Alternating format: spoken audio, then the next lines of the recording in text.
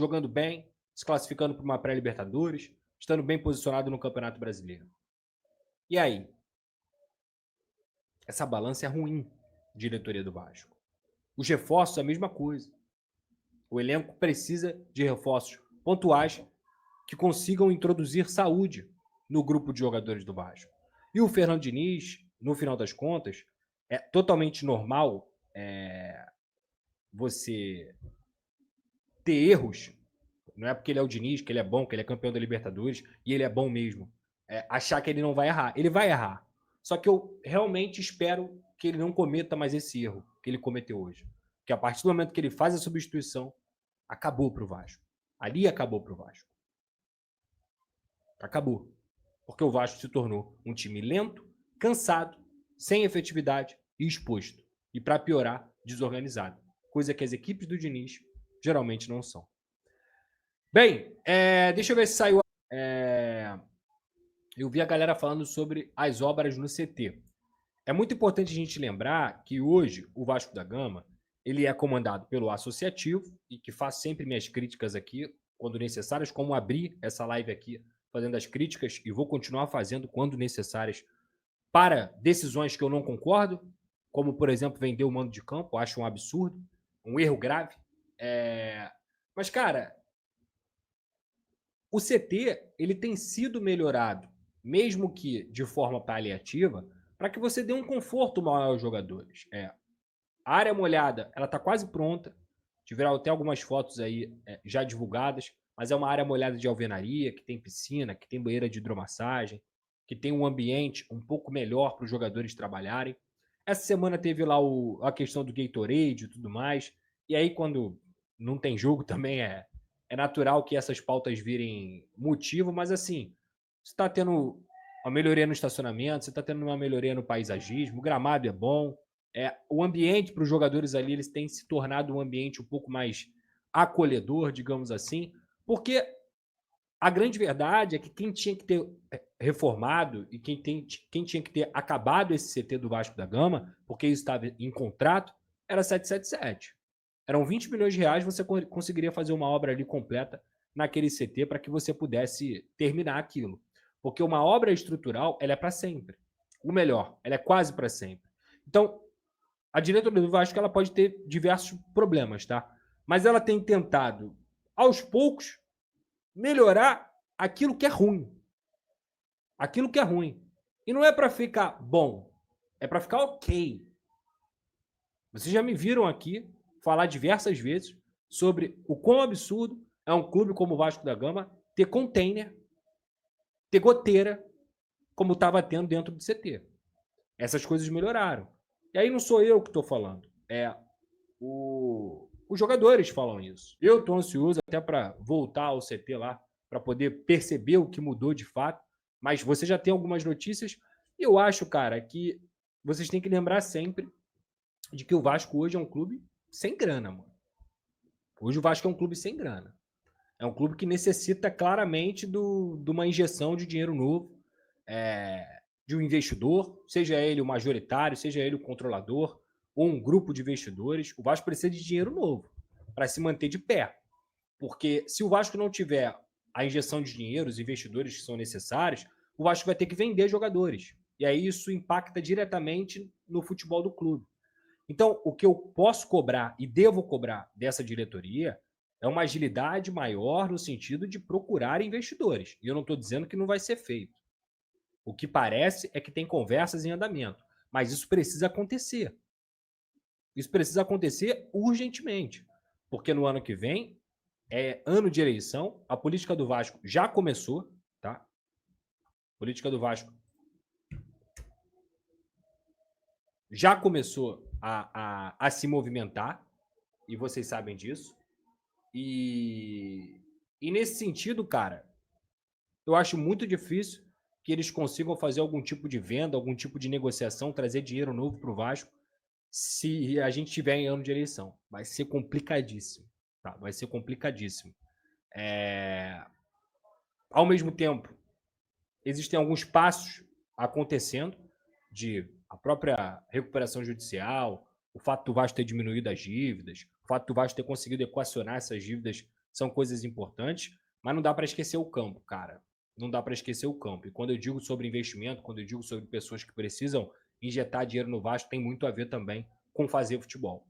E assim, se o Vasco não abrir o olho, se o Vasco não continuar crescendo, melhorando, trazendo jogadores, o Vasco vai passar perrengue até o final do ano. Essa aqui é a grande verdade. Não adianta achar que está suficiente. Não está suficiente. O Vasco precisa usar essa janela para trazer pelo menos 2, 3 ou até 4 reforços. Para que não sofra. E, obviamente, volte a um caminho em que a torcida possa acreditar.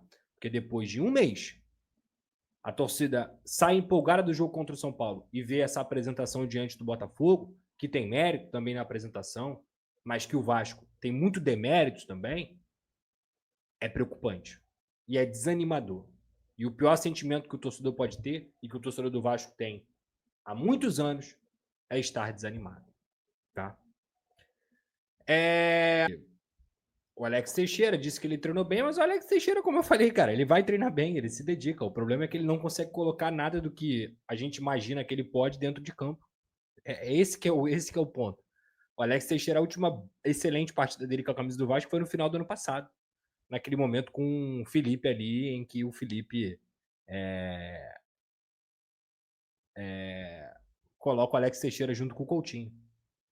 De resto, eu não lembro de outro grande jogo do Alex Teixeira. O outro ponto também,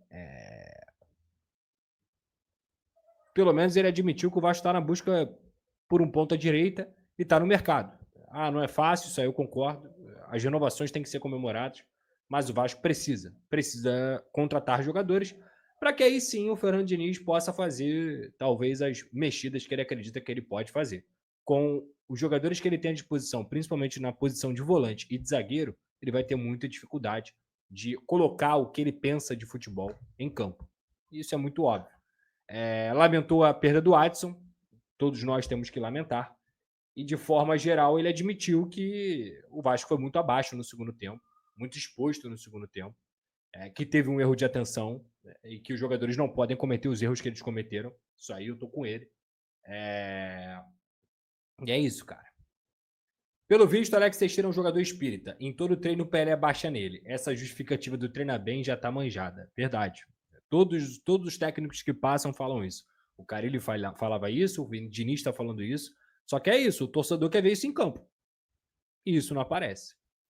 Igor Souza dos Santos, desanimador. É muita inconstância esse time. Até a valência dos clássicos contra Bota e Flu, perdemos. Eu tento abandonar isso, mas é igual droga. Igor, realmente, cara, por um clássico, eu achei um... Ainda mais no segundo tempo, um nível de atenção, um nível de entrega muito baixo, cara. Muito baixo, um senso de urgência, uma linguagem corporal ruim. Achei também, tá? Por um clássico, achei ruim. Careca, eu gosto do seu trabalho, você sabe, mas não acho que seja o fim do mundo. Nem eu. O Vasco vai oscilar. Fernando Diniz é o treinador que tem a cara do Vasco. Perdemos, faz parte. O problema é como. O campo atrapalhou muito. Sobre reforços que podem chegar. O Fernando Diniz, na coletiva, que inclusive vai estar na tela final de nosso vídeo, ele deixou bem claro que o Vasco está sondando e negociando com alguns atletas. E também a função de ponta é uma prioridade no Vasco. 2 nomes foram falados. Um deles, Alan Minda, atacante do Bruges, da Bélgica, jogador que sempre é convocado para a seleção equatoriana. E Alan Minda é um nome, sim, que está na mesa do Vasco, só que a negociação não é tão simples assim. Sobre Andrés Gomes, jogador colombiano com passagem pelo Milionários e também que agora está no Reims da França. O Reims respondeu o Vasco e deixou bem claro que a única forma de negociar o jogador com o Vasco é se por um acaso for por venda, ou seja, casado o dinheiro, comprando o jogador. Tirando isso, não tem possibilidade por empréstimo. E aí o Vasco vai ficando estreito a possibilidade de reforços e vai dificultando cada vez mais. A gente vê os times se reforçando, times voltando com dinheiro da Copa do Mundo de Clubes, do Mundial, e o Vasco vai ficando estacionado. Ele também falou ali sobre a questão envolvendo Felipe Coutinho, que inclusive está fora do jogo frente à equipe do Independente Del Valle. Ele sentiu desconforto na coxa e voltou para o Rio de Janeiro. Aproveitando sobre isso, é uma vergonha o Vasco ter o Alex Teixeira como o reserva do Coutinho. Vem muito mal o Alex Teixeira e não tem condições dele ser o reserva do Coutinho, ou seja, o Vasco tem sim que buscar um reforço para essa posição. Peço a você que deixe o like, é muito importante para o nosso canal. Acione o sininho de notificação para não perder nenhum conteúdo. Nossa meta é alcançar o mais rápido possível 60 mil. Eu conto muito com a sua ajuda e também com a sua moral. Vou ficando por aqui, valeu, tamo junto. E é nóis! Fui!